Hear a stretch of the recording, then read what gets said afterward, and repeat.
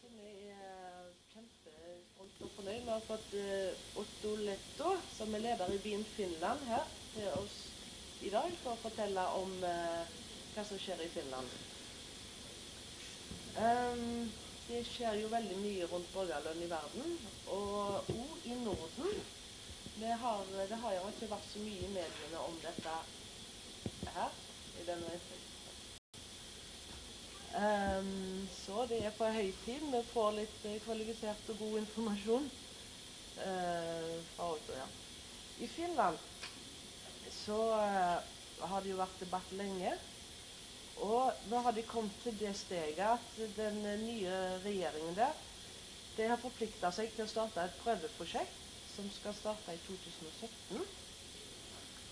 Og det viser seg at over 50% av representantene på Stortinget der, av parlamentet, er positivt til en eller annen form for borgerlønn.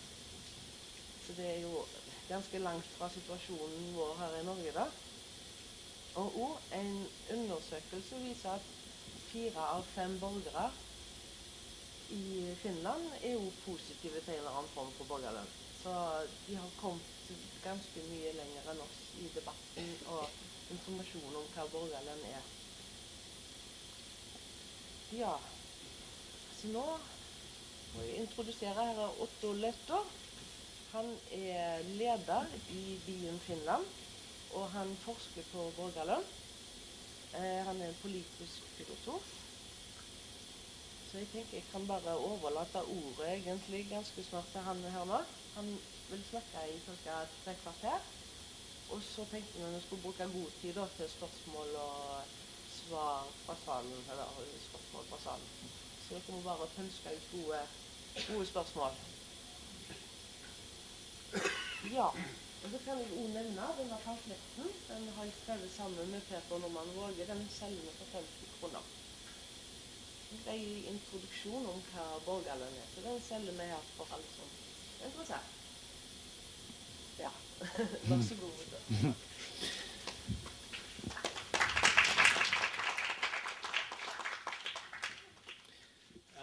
Well, thank you very much for being here. I hope the mic works okay.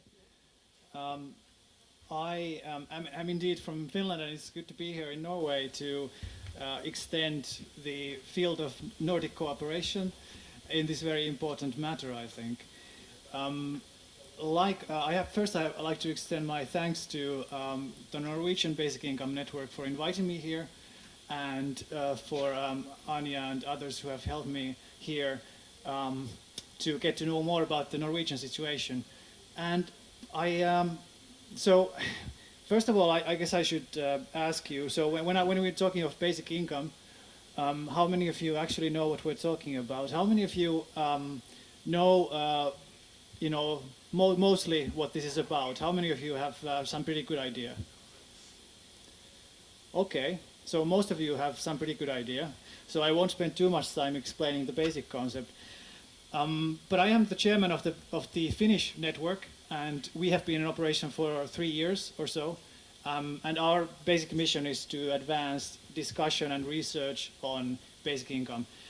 And so I think we could start, before I go into the whole Finnish situation, which is really kind of what I'm here to talk about.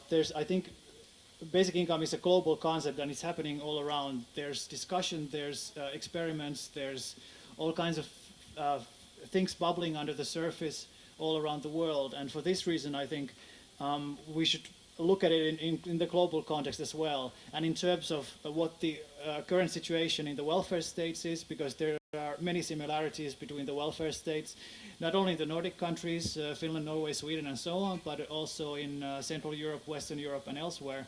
And it seems to me that the challenges that these welfare states are facing, and the challenges that the labor markets are facing, that the market economy is facing, are something that are everywhere around the world, really, at least in the developed world, amenable to some kind of solution that incorporates basic income as one of its main components. So, of course, I should start maybe by explaining that basic income comes with different names. You could call it the basic income, sometimes basic income guarantee, or the guaranteed minimum income, which should not be confused with minimum wage, which is a different thing altogether. Minimum wage means, of course, that the companies are legislated to, they are forced to pay a certain level of wages to workers, but the basic income is supposed to be not from the companies, but from the state directly to the citizens. An income that is guaranteed by the state and by the public sector as such. It is also called citizen dividend or citizen income, and it's also sometimes called negative income tax, which is not listed here. Negative income tax is really just one way of doing basic income. Negative income tax comes from the economists like Milton Friedman and others. So because there are so many different routes to this idea, sometimes the economists have been very influential in advancing this discussion in the 20th century, sometimes philosophers, all the way to Thomas Paine and others. I will mention a few names later on. But all these concepts come together in the same idea that since we live in a rich society and we live in a society where we want to guarantee basic human rights, one of the most basic human rights is the right to basic subsistence of enough income, guaranteed income for all citizens, so that they can, they don't have to worry about their weekly basic needs, such as, you know, basic housing, food, and so on. But all these should be guaranteed to all citizens, as indeed they are in most countries under their constitutions. The guarantees exist of giving all citizens these basic human needs, but ways of doing that are, in the current situation, not as efficient and not as simple and elegant as they should be. So the basic income is a means of answering this question: how can we meet the basic needs of citizens without necessarily getting rid of the state and getting rid of the market system? It doesn't have to be a very fundamental move in a direction of a completely different society. Only it means that we simply institute a basic program, a basic rule in the society according to which all citizens are given usually a monthly payment of minimum income, which they can use as they please, because usually people seem to know best what they most need at any given moment, and to give all the people the same amount, which respects the equality of citizens. So it respects the individuality of people, of all citizens, and it respects the equality between them, because it grants everybody the basic same necessities.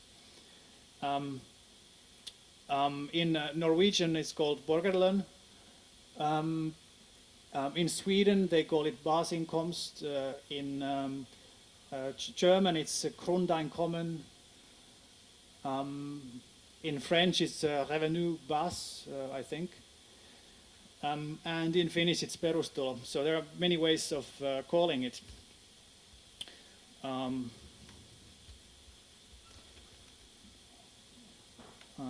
It's not changing the next one right now. I have to go here.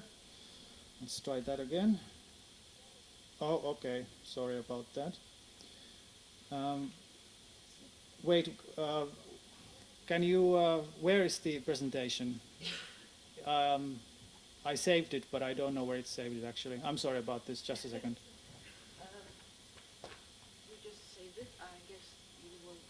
So, well, one of the first people to speak about basic income was Thomas Paine, of course, most famous for his role in the American Revolution. He was also kind of a radical revolutionary thinker in many ways, and he wrote this pamphlet called Agrarian Justice in 1797, in which he argued that land ownership should be taxed, and the tax revenue from taxing land should be given to all people in the form of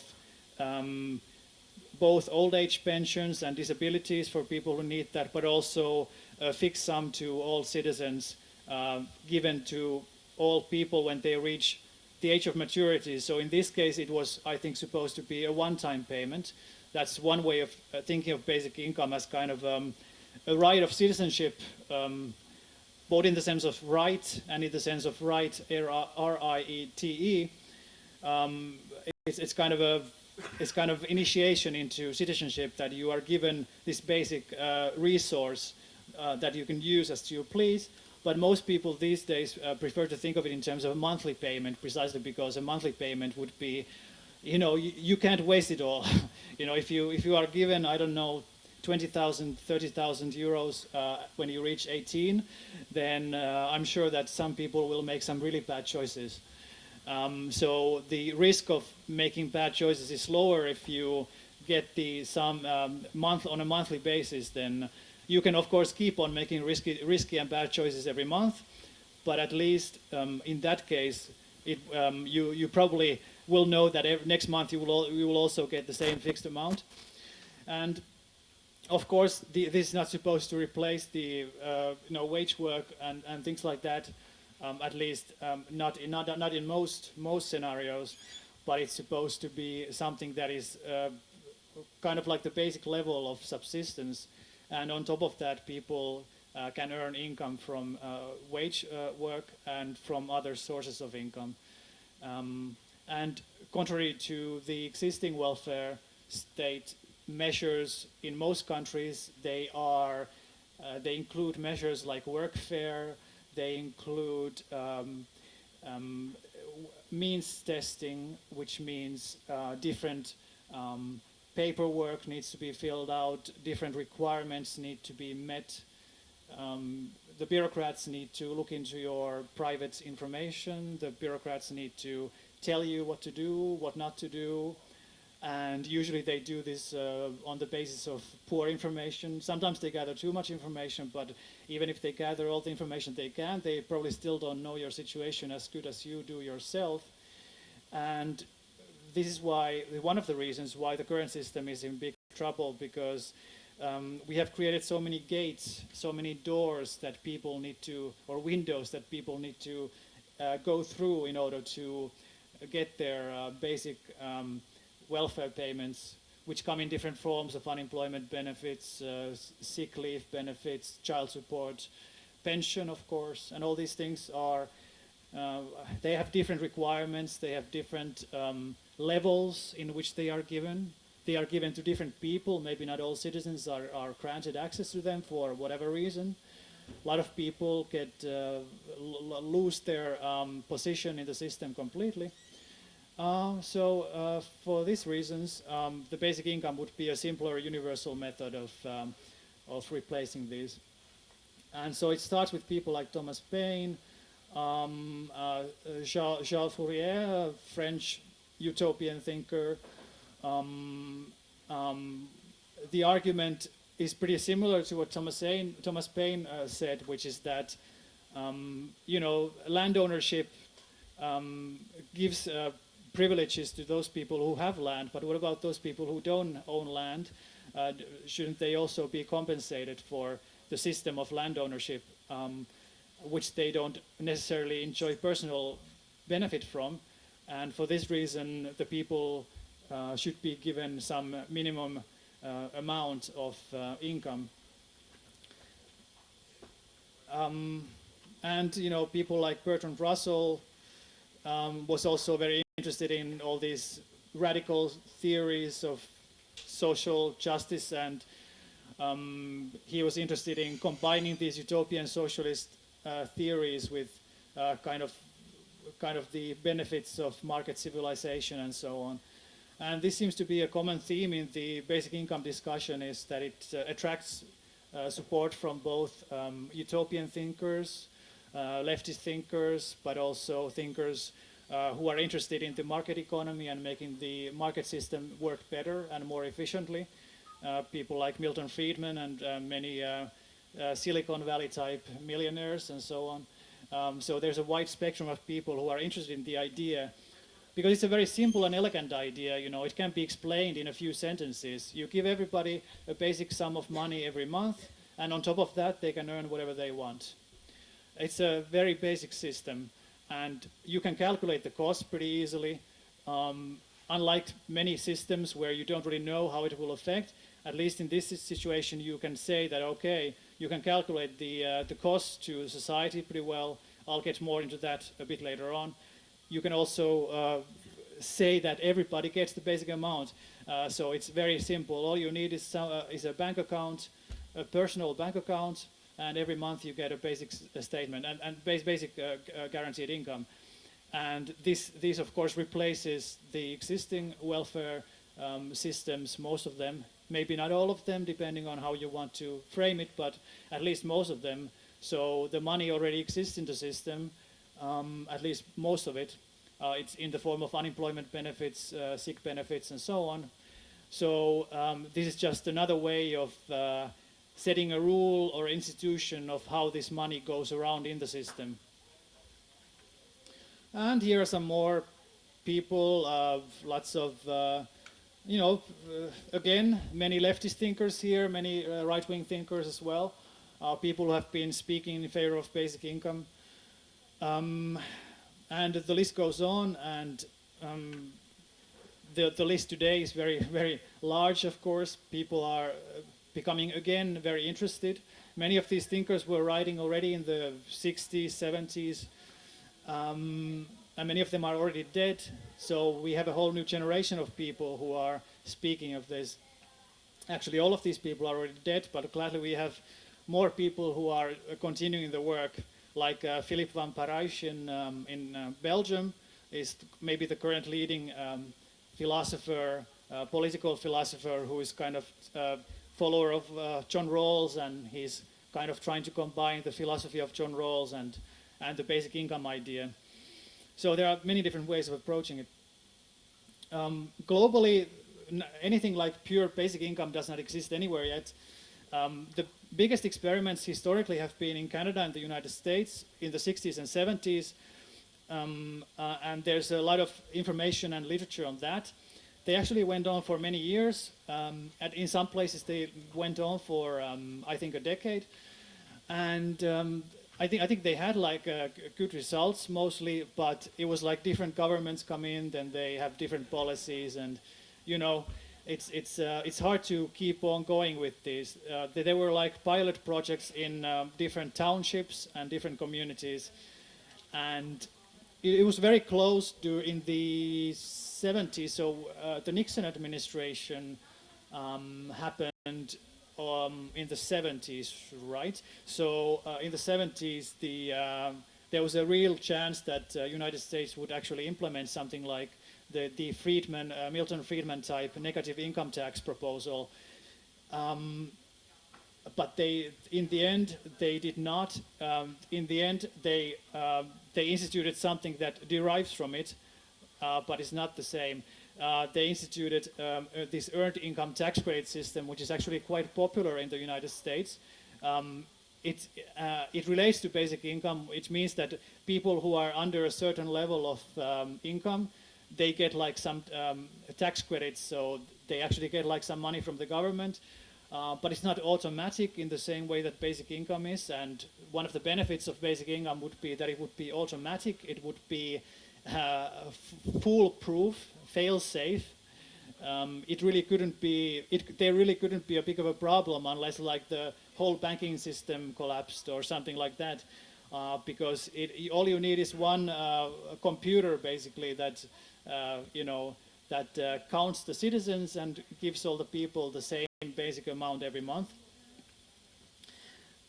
And more recently, experiments have been made in India and Namibia in very different societies, so not necessarily something that can be taken directly to the Finnish or Norwegian or European context. But there's actually a lot of interest now in the developing world on replacing many of the current foreign aid mechanisms that we have in place, and of also replacing many of the national welfare programs that many of these countries have to some extent. All countries have their own programs, but one of the biggest problems, for example, in India is corruption, and corruption is a very big problem, not only in India, but in a lot of developing countries. And one of the problems is that the government has different programs which benefit different groups, but not all citizens. Sometimes they are given to local governments, and the local governments, like, they put 50% of it in their own pockets, and then maybe they give some rest to, their favorite political groups or something like that. So this is a really big problem. And also they still have these very, very kind of communistic, even old-time socialist programs in India where they give like kerosene to people. They basically take out big trucks and then they just fill them up with oil, and then they go to the countryside and just give people these huge cans of oil. And okay, that's fine, but it would be much more efficient just to give people money. And in places like India and Namibia, they have the problem, they don't have working banking system, they don't have bank accounts. And like many poor people don't have ID numbers, so they're basically out of the system. There's no way to reach them. So actually right now, in the next 10 years, India will also become much more like Western Europe and Northern Europe, so I think that will also change. But the basic idea is that giving people directly money is often the best way to help them. And also in foreign aid, it's not good to give the money to corrupt governments. It's much better to give the money directly to people if you can. If you can, you should bring it down to the local level as close to the individuals themselves. This is the best way to help people. And the same is true in developed countries as well, I claim. In Brazil, there's a very popular Bolsa Familia program, which is a family-based program. It's based on basic income. It was founded by the person who is very much in favor of basic income. The thing is that it's based on family, so it's given to each family, like the mother or something like that. And it has some conditions, but tens of millions of Brazilians are part of this program. It's the closest we have to like a fully operating basic income system. It has some conditions, so it's not automatic. You have to report to the bureaucracy every now and then. You have to send your kids to school, which is probably a good thing, because it's a big problem in Brazil that kids can just, they don't always get the education they need. But you probably don't need that in cases like Norway, where anyway people go to school, so you don't need to have these kind of conditions. Actually in Brazil, the government actually has, I think, they have declared officially their support for instituting basic income in Brazil, because of this same senator from Sao Paulo, who's also behind this Bolsa Familia program. But the government has done nothing about it, as you might expect. But they officially say, yes, we are going to institute basic income, but they've been doing that for 10 years now, so they never maybe will, but at least they are committed to it in some way, and this Bolsa Familia is very popular. And so you can see there are different models, right? And in Alaska, may be interesting for you in Norway, they of course are an oil nation or oil state. Alaska has decided to, because they have a national oil system, they actually have this so-called permanent fund, which collects the oil revenues from the Alaskan oil industry, and every year, based on the profits of the oil sector, they give out a sum of money to all Alaskan citizens. They give it once a year, I think like in December, as a kind of Christmas present, and it's directly based on the profits of the oil sector, and it's about maybe $1,000 per year for all citizens. So of course it's not enough to really replace the welfare system, but it is a pure basic income because all Alaskan citizens get it, and it's a very interesting thing. There's actually something very similar, at least there was in Iran, which also Iran is an oil nation. And Iran also had a program. They might now, it's difficult to get good information about Iran for some reason, but Iran also has this idea that since we we have all this oil wealth, maybe we should just give it, distribute it to the people equally. And this also provides incentives for creating private economy and so on. So maybe Norway could do something like that with your oil revenue. I mean, you know your system better than yourself, so that's up for you to decide. But at least if you have oil revenue, then I think the fair thing would be for all citizens to get an equal share of that. And I know you have some systems in which you do that, but basic income would be one way of sharing that revenue. And of course, now we come to what's happening now in the actually this year in Netherlands, Finland. It's actually actually starting only in 2017 in Finland. Netherlands, it's happening right about now. I don't know exactly if it has already started, but these are really the leading edge of basic income research now in developed countries. So before I tell about the Finnish experiment and what's going on there, I should say that Netherlands, Finland, there are so many similarities between Western Europe and Northern Europe, and depending on how these experiments go, I think there's really good reason to think that other countries would join and should join, do their own experiments on this, because this is now a very topical issue, and the problems of the welfare states and of the market economy, the repression and all these things mean that there's room for new experiments, and people really need to come up with good solutions how to solve the basic problems of our society. And in Netherlands, they have decided to start out in the city of Maastricht, and I think a few other cities are joining. It's not clear how many at the moment, but at least Maastricht and the University of Maastricht, together with the city, are organizing a pilot project in the city where they give out basic income to all citizens. And the details of that have not yet been released, so we shall have to see how that goes. There's something very similar is happening in Finland, and I will now speak a little about that. So I will skip a few things. I might come back to that if I have time. But so in Finland, we had an election in 2015, so this year, it's still 2015, in spring, and these are the jolly gentlemen who are leading our country. They are a center-right government, and they are very unpopular right now because they're doing all kinds of cuts and austerity programs. But one of the interesting things is that they are committed to this basic income experiment, pilot experiment. And how we got there, that's a very interesting story.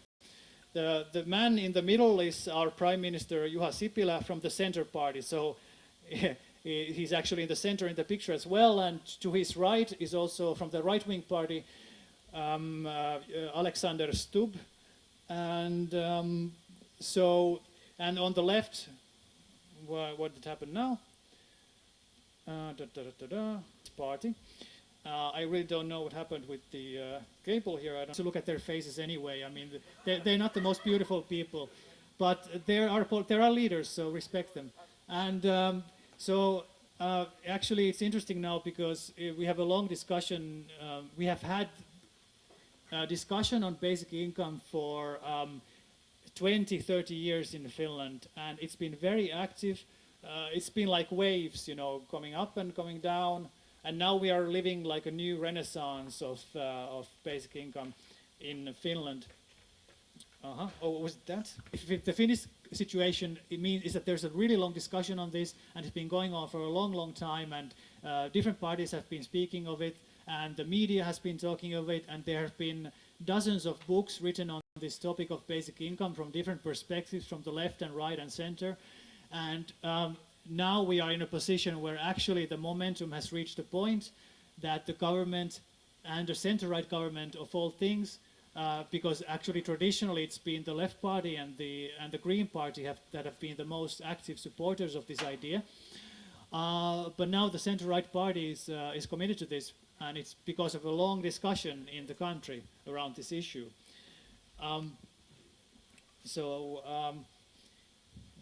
The interesting thing is that now, like I said, the center-right party is in the leadership, but actually only one of the parties is officially in favor of basic income. The right-wing party, coalition party, and the populist True Finns party, they have not committed themselves to basic income. They have some people who are in favor of it and some people who are against it. But the Center Party, which is the Prime Minister Party, has been speaking in favor of this for a long time. And so when they got a huge election victory this spring, then they, of course, took this as one of their most important things on the agenda for this new government. Technologies are going to make us see it's coming around. It just wants to take a nap. It's a lazy worker like all of us. So technology is one of the reasons, I think, why basic income is now very topical. A lot of people who are looking at the future and looking at what's happening with robotization, the automation of work, people, low-skilled work especially, it's becoming more and more automated. People are losing their jobs on an unprecedented rate. And of course, there's still debate about whether these jobs will be lost forever. I mean, these jobs will be lost forever, but whether they will be replaced by something else, okay, that's good. Okay, so let me just finish this point about technology.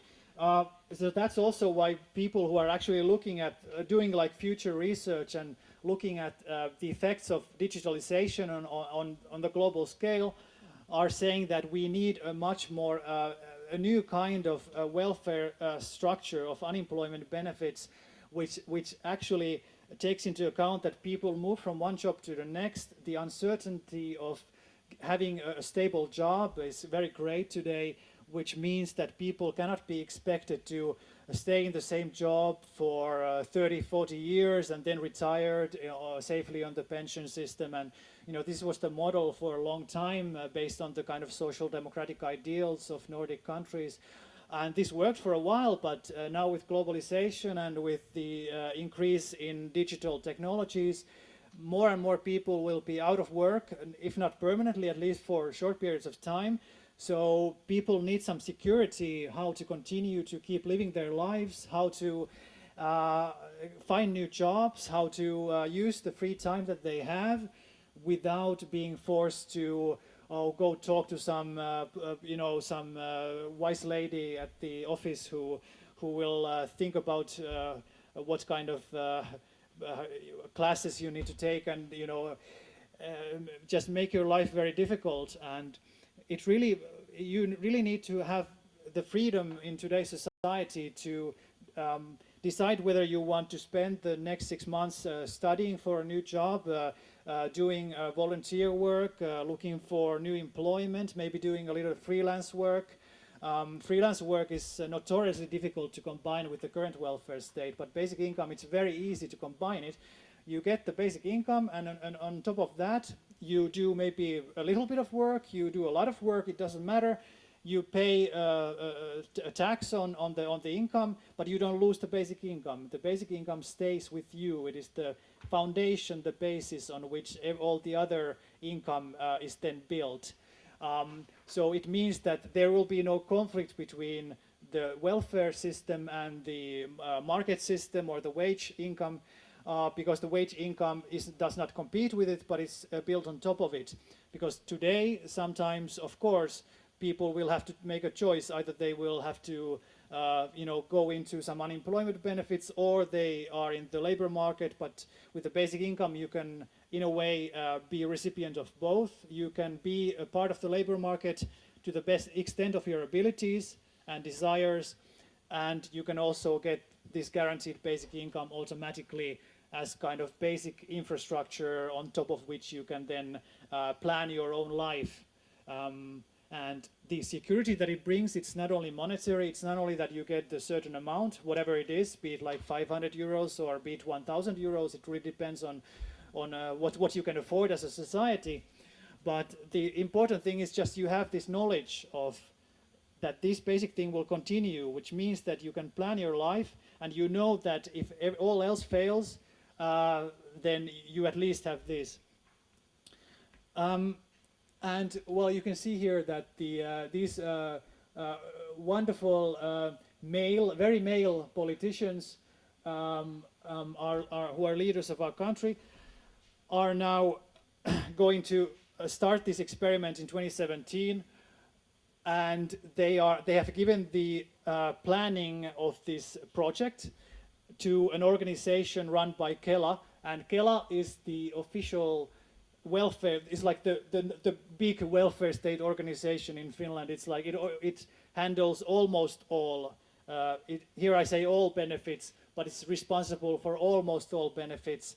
Some are on the local level, municipal level, but this is like the state organization that handles old age pensions, all the other pensions, unemployment benefits, sick benefits, student benefits, and all these other benefits.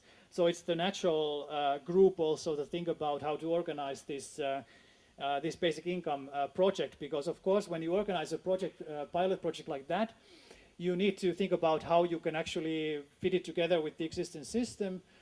And since not all citizens get it, you also need to think about how you can compare people who are not on this basic income and who are on the existing system.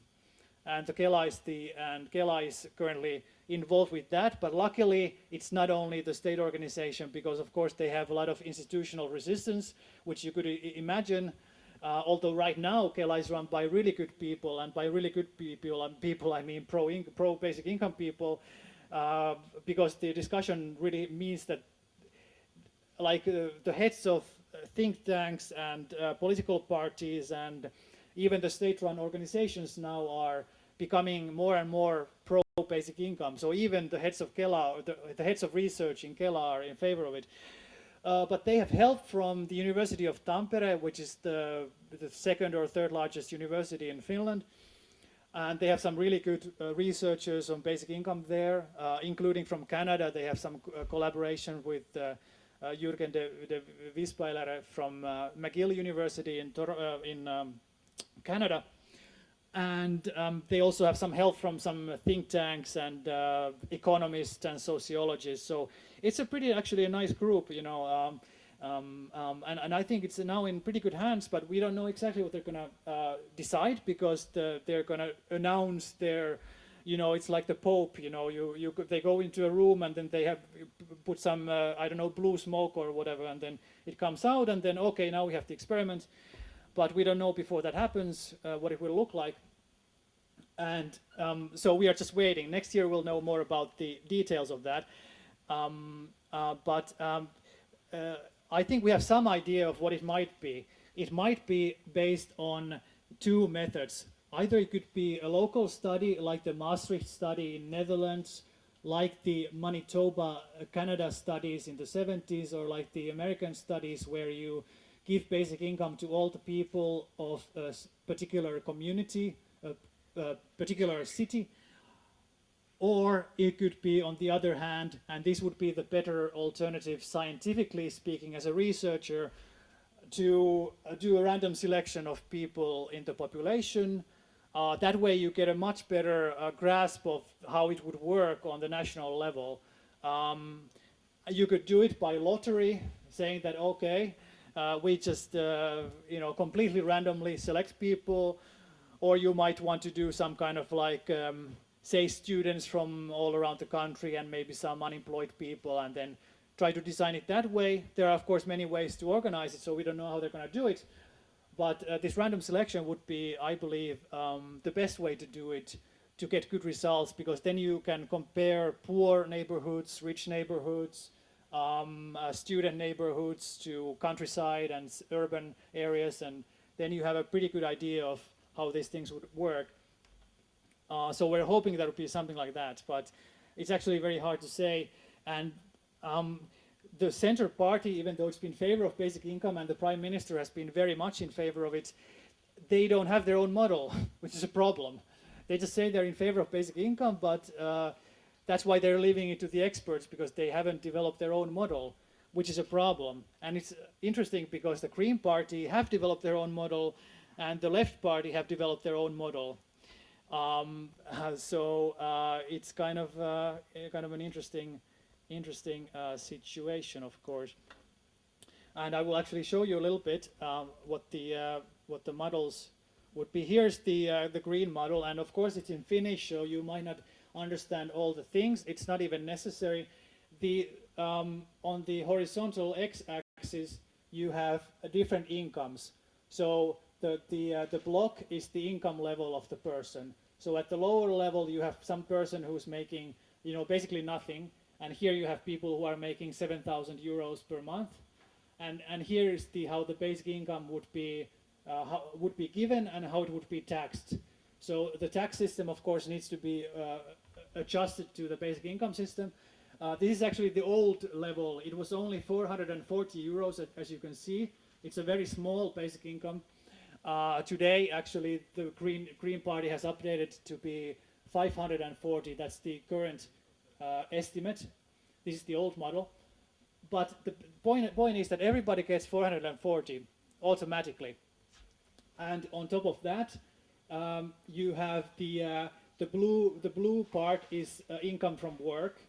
So the income from work is then taxed according to a certain rule. In our case, it was a flat tax, which means that it's a certain percentage to all income earned. So it's very easy to calculate. You make a little bit of money, you pay 39% income tax. If you make a lot of money, then you pay also 39%. And there was actually a higher, for those people who make a lot of money, they actually pay 49%. But it doesn't really matter how you do it. It should be like a pretty simple system anyway. It could be progressive or it could be flat tax. It doesn't matter that much. The point is that it's very easy to see, because you see here that if you make that much money, you get 440 always, or 540 these days, and then you get like you pay 39% of whatever income you get, and then you can keep the rest. So the thing in the middle is what you can keep. So, I mean, this is a very simple way. This has been simulated pretty accurately. So they showed that this actually wouldn't cost that much money. It would only cost about 1 or 2 billion euros per month in comparison to the current system. And 1 or 2 billion dollars euros is not really anything if you look at the whole welfare state. The budget of Finland is 53 billion euros. And actually, the social and health services of Finland have a cost of more than the whole budget of Finland, because much of it is based on private funds and things like this. So actually, the whole welfare state, as far as the social security is concerned, costs about 55 to 60 billion euros a year.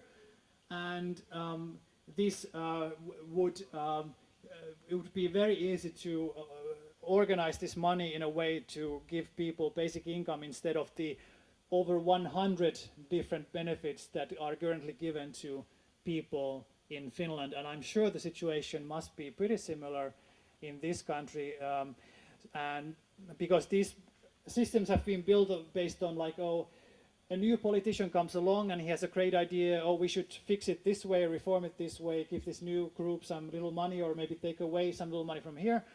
But what they don't do is look at the whole, like how the whole system works. What they do is they look at like the marginal differences and marginal changes. And so they create this kind of a heap of different systems.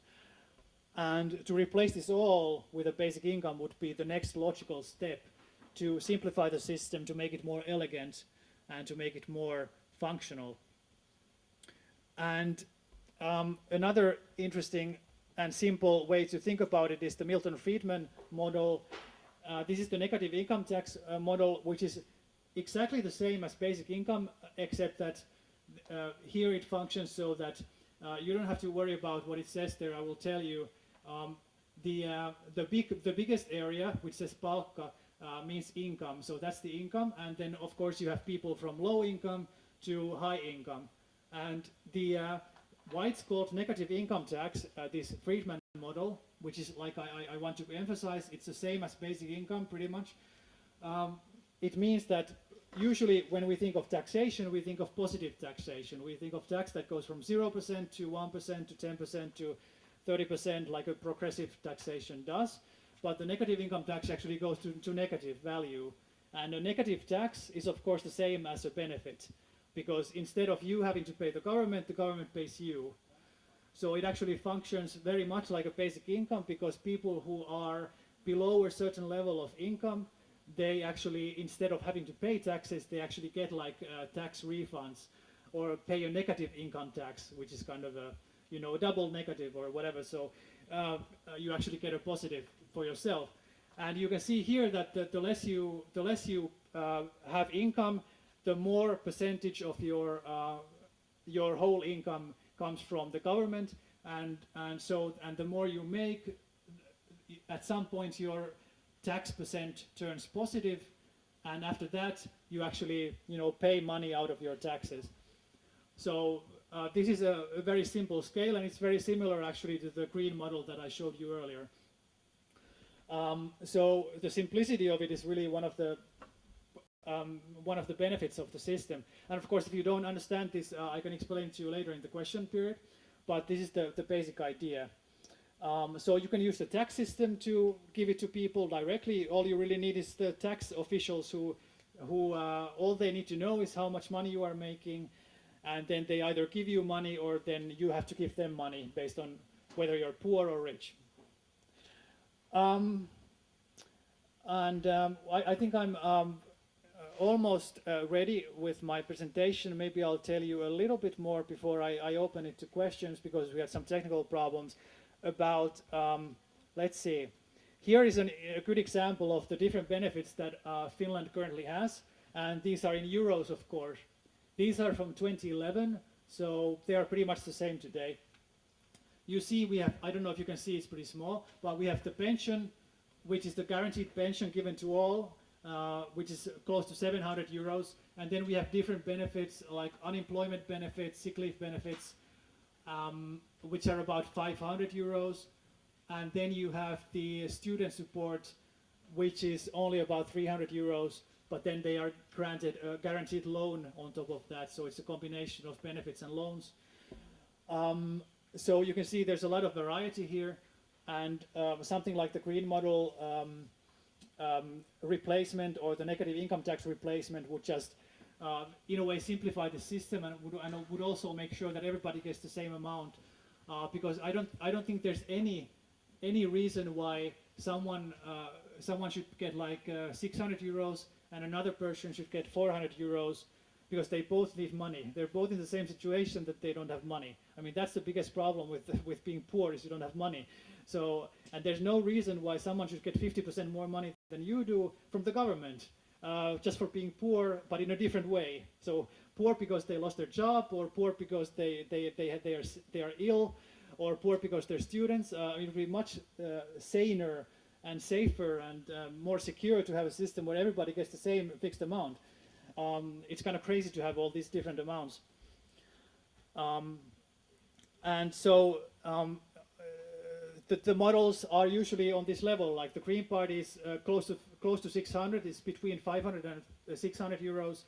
And you can compare. There would be something similar in Norway. I think maybe you could pay a little bit more because you're a little bit richer than Finland. But I mean, it's pretty much the same probably that you could do here. And the left party, of course, wants a bit higher because they're more leftist, so they want to give more money and also have a progressive taxation for that.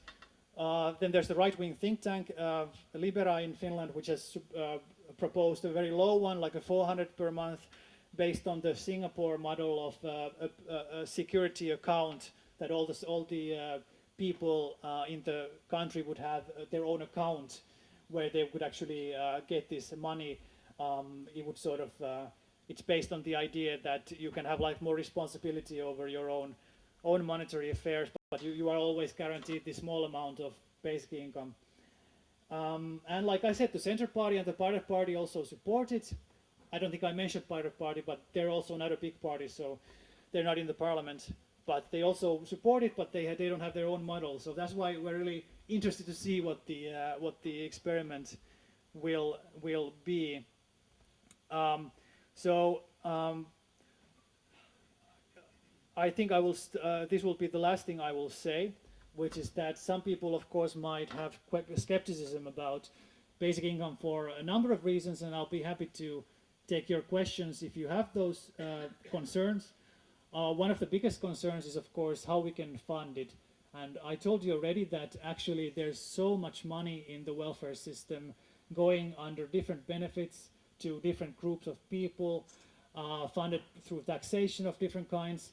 So the money exists in the system. It's really a matter of how you distribute the money, how you equalize the money to all citizens in a fair way that makes sense economically, that makes sense sociologically.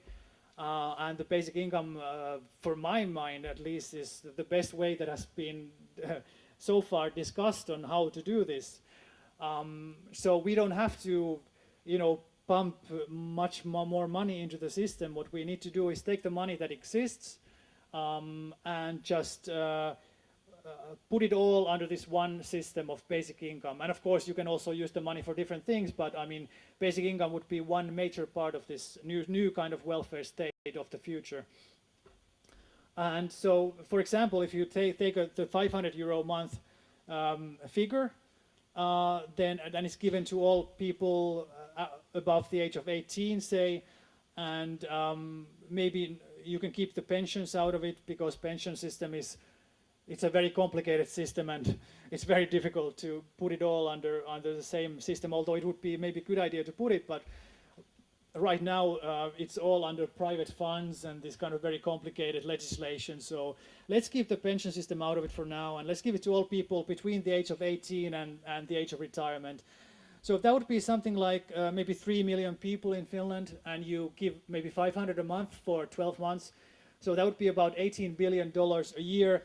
This is the this is of course the this is the cost in terms of if you don't think about the taxation part of it all. So this is just the what's the term, the brutto income anyway. So this is the cost of it. If you look at it like if nothing exists, if you live in the desert, then you need $18 billion to do this, which might sound a lot of money, but at the same time, the point of the thing is that if you are rich, we adjust the tax system so that you pay back the basic income, that you don't actually, you don't get more money, because that would be crazy. Why would you, why would the government give more money to people who don't need it? It's really, even though it's given to all people, the point of the tax system is precisely that it automatically taxes the basic income away from people who make a lot of money, so who don't need it. But nonetheless, they get the basic income, but then from their income they pay enough taxes to fund the basic income for themselves, and of course for all the citizens. So even though the sum would be about $18 billion or $20 billion, you have to compare it to the fact that you have to adjust the tax structure so that actually the real cost is a fraction of that, and that the Finnish state budget is $52 billion. So, and the Finnish social and health services are $57 billion, of which social benefits, including unemployment benefits, pensions, and so on, is actually 45 billion euros. So actually, the basic income is perfectly feasible based on these figures, and I'm sure it would be also the same in Norway. So why we need the basic income? We need it because the welfare state is in crisis. We need it because the market economy is in crisis, globalization, digitalization, and the demand for new efficiency and new kind of institutional arrangement for this new society needs to be built up. And for these reasons, the basic income should be considered as one of the most promising simple institutional arrangements which would guarantee this ability for all citizens to cover their basic needs and to participate as individuals in the global market economy as well. So I think I will end here, and I will just say that I'm really glad that people in Norway are interested, and I hope that you also advance this discussion in your own country as well. But thank you.